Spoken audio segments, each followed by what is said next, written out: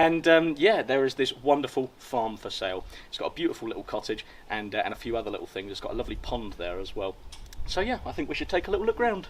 And then it's all of this land here. Of course, this is a public track into the village. If I turn around, you'll be able to see the village. You can see the village there, and of course the mountainside, the Gardenia mountainside, absolutely gorgeous, really, really pretty. And there's a river just in this valley as well, and you can swim in that river as well, which is fantastic.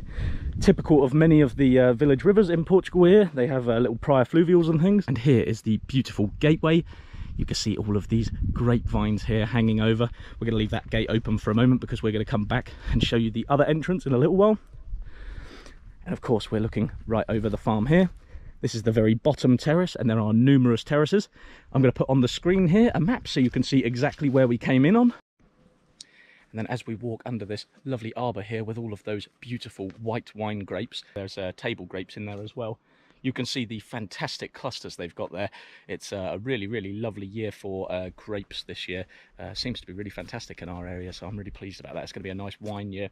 We've got a couple of other little trees here, young little trees that are lining this lovely driveway here that would make a fantastic carport. In actual fact, a natural one with the shade of the grapevines there, the canopy giving fantastic cover from the summer sun.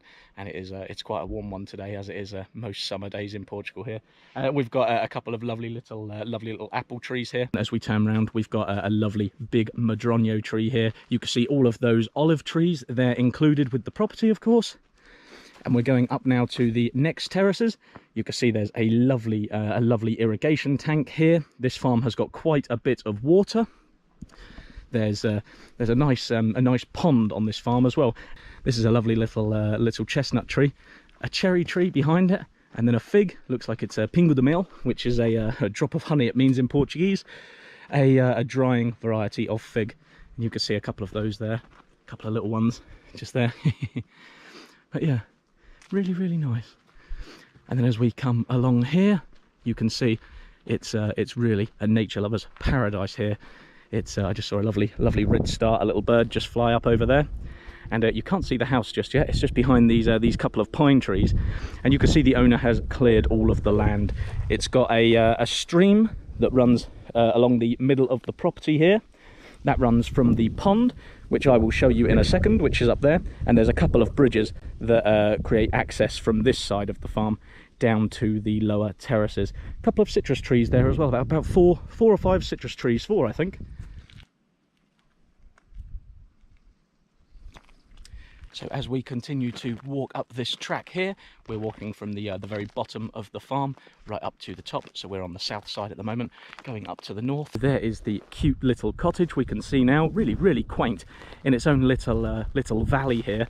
The whole of this little valley is of course included. We're right in the heart of the farm now, right in the centre of the 2 hectares, and the other entrance is just there. I'll show you that in a moment. That goes right from the tarmac down to the house, so it makes it nice and easy to get to the house with your groceries and whatnot. And the house is 8 meters by 5 meters, so a really nice living space. It's set over 2 floors and it's all made out of stone. We'll take a closer look at the building in a moment. The little valley here has a fantastic southern exposure as well. So south is that way, so east, west, so you get the entire day of the sun here. So that makes for a fantastic place for solar panels. Not that you would need it, because as you can see, there are electricity posts that run right to the house. It's not connected, but of course the posts are right behind the house, so it can be connected extremely easily.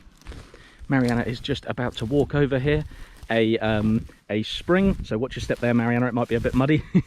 There is a spring here. The channel needs digging out because a tractor has drove over it. You can see there is all water here, so it's a font, Mariana, a nice little spring there.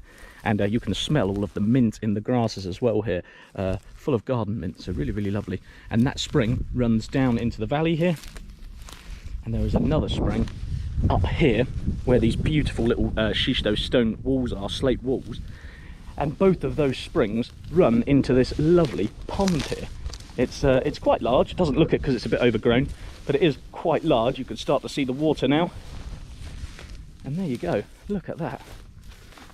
There is this beautiful overflow here as well, overflow ditch, so that in the winter, when you get a lot of rain, all of the water comes from the spring and comes along here, and there's all of these little bridges which go right the way down into the bottom of the farm there, and then of course feed the river beach, which is further down in the bigger valley down there where the village is.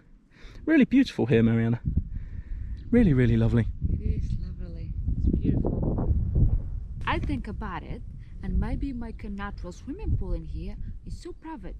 The village can see you. Yeah, it's a perfect idea. That's exactly what I would do, Mariana. Exactly what I would do. I would probably dig it out a little bit more, I think, and yeah, extend that. Of course, we're in the biggest drought that Portugal's had for something like 50 years at the moment. Yeah.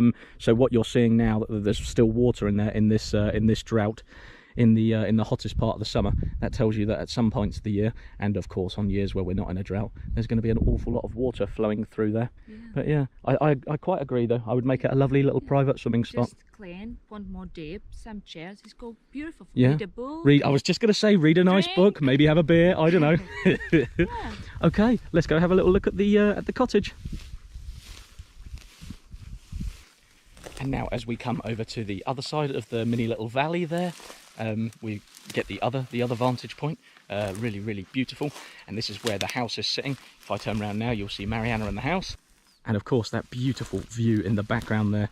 And I just love this farm for the fantastic views, the fantastic sun exposure there on the south side, and of course that beautiful water in the middle there. Really, really nice. A very unique property to have.